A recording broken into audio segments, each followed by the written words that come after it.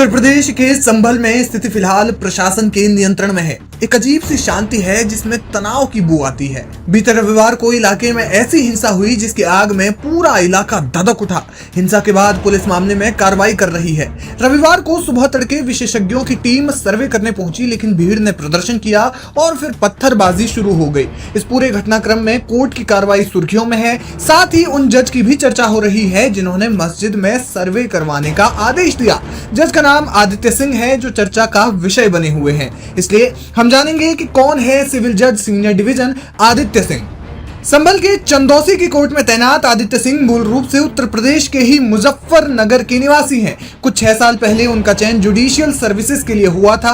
उनकी पहली कार्यस्थली न्यायिक मजिस्ट्रेट सहारनपुर थी, जहां उन्होंने ज्वाइन किया बतौर सिविल जज जूनियर डिवीजन। इसके बाद अप्रैल 2019 में वे न्यायिक मजिस्ट्रेट बने। सरकारी सेवाओं में जैसे आमतौर पर ट्रांसफर होता रहता है, तो सहारनपुर से ट्रांसफर होने के बाद देवबंद में एडिशनल सिविल जज के तौर पर वे पहुंचे। इसके बाद जुलाई 2022 में उनका फिर से तबादला हुआ और वे सिविल जज जूनियर डिवीजन के तौर पर बिजनौर के चांदपुर में पहुंचे। अपनी बेहतरीन कार्यशैली के कारण 18 नवंबर 2023 को उनका प्रमोशन सिविल जज सीनियर डिवीजन के तौर पर हुआ और 21 नवंबर 2023 को उन्होंने कार्यभार संभाला। तब से वे चंदौसी में ही तैनात है।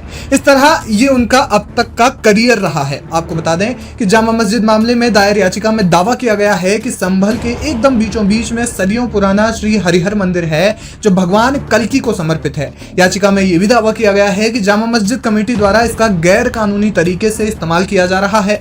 इसके अलावा याचिका में यह भी कहा गया है कि संभल शहर का जिक्र कई हिंदू शास्त्रों में मिलता है और ये एक पवित्र स्थल है, और क्योंकि हिंदू शास्त्रों में इनका जिक्र मिलता है, इसलिए भविष्य में भगवान विष्णु के कल्कि अवतार का आगमन यही होगा। याचिका में दावा किया गया है कि मध्य इतिहास में मस्जिद बनाने के लिए इस मंदिर को ध्वस्त किया गया था। इसके बाद कोर्ट ने मस्जिद में सर्वे का आदेश दिया।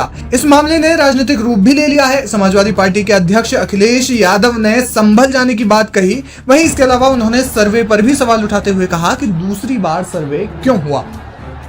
उस समय उत्सव मनाना, जब संभल में जिस तरह का काम सरकार ने किया है, जाने चली गई हैं, गम के साए में कैसे उत्सव मनाया जा सकता है जहां जाने चली गई और न्याय नहीं मिल रहा है।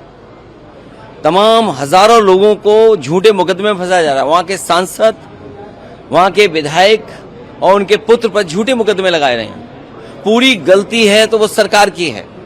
सर्वे जब एक बार हो चुका था, फिर दोबारा सर्वे क्यों करना? और अगर दोबारा सर्वे भी करना था तो आपस में बैठ करके बातचीत की जा सकती थी।